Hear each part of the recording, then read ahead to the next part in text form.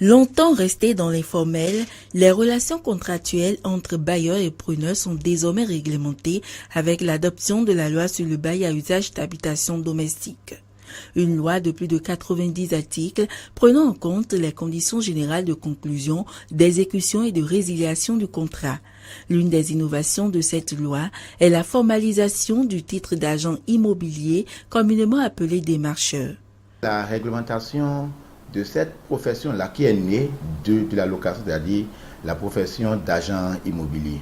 C'est vrai, la loi n'a pas parlé, nous connaissons beaucoup plus dans le contexte la question de démarcheur. La loi n'a pas parlé de démarcheur, la loi a parlé d'agent immobilier. C'est une profession, par exemple, quand ils sont venus un peu là, qui n'était pas du tout organisée.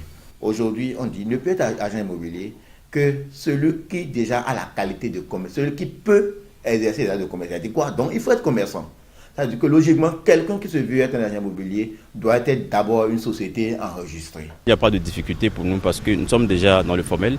Nous fonctionnons depuis un bon moment en respectant un peu plus, en tenant compte des précisions sur le foncier.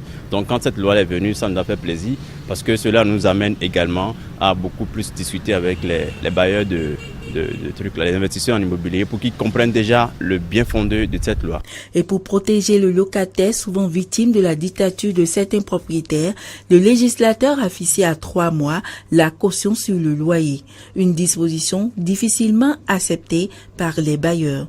Quand cette loi est sortie et il faudrait maintenant se conformer à 3 mois de caution, c'est devenu une difficulté pour eux parce qu'ils se disent qu'ils n'ont pas été peut-être concertés. S'ils étaient concertés, qu'ils allaient dire comment cela allait mieux passer pour qu'on puisse trouver le juste milieu. Mais néanmoins, nous on essaie chaque jour, quand on les rencontre, de leur montrer le côté positif au fait, de cette loi qui est sortie. Et ils comprennent que si la personne loue facilement avec 3 mois de caution, en sortant eux-mêmes ils n'auront plus de difficultés à le rembourser et à faire face aux charges et aux réparations. Donc voilà un peu comment on essaie de travailler au quotidien avec les propriétaires.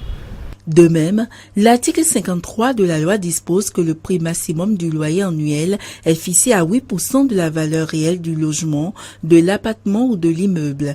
En cas de location au mois, le montant de loyer mensuel ne peut en aucun cas dépasser le 12e du loyer annuel.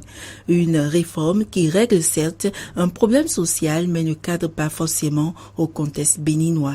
Celui qui consomme même, il lui est difficile de vous dire j'ai dépensé tel montant pour la construction de mon local. Et comment voulez-vous que celui-là puisse quand même évaluer, tenir compte des barèmes pour pouvoir fixer le coût du local. Donc c'est des questions peut-être qu'à la longue, on dit peut-être que ces dispositions vont nous permettre aux bailleurs d'être un peu plus regardants, d'asseoir peut-être des bases de calcul réels pour la fixation de leur coût. Parce que s'ils ne le font pas, et la loi, bien bon, la part judiciaire se chargera, puisque lorsque le locataire et le bailleur ne se seront pas entendus sur le coût du loyer, le bailleur a le preneur qui est le locataire a la faculté de se référer au juge pour se voir appliquer un taux. Venue soulager la peine des locataires, la loi sur le bail à usage d'habitation domestique rencontre des résistances au niveau de certains bailleurs. Elle nécessite donc des mesures d'accompagnement pour une réelle application sur toute l'étendue du territoire national.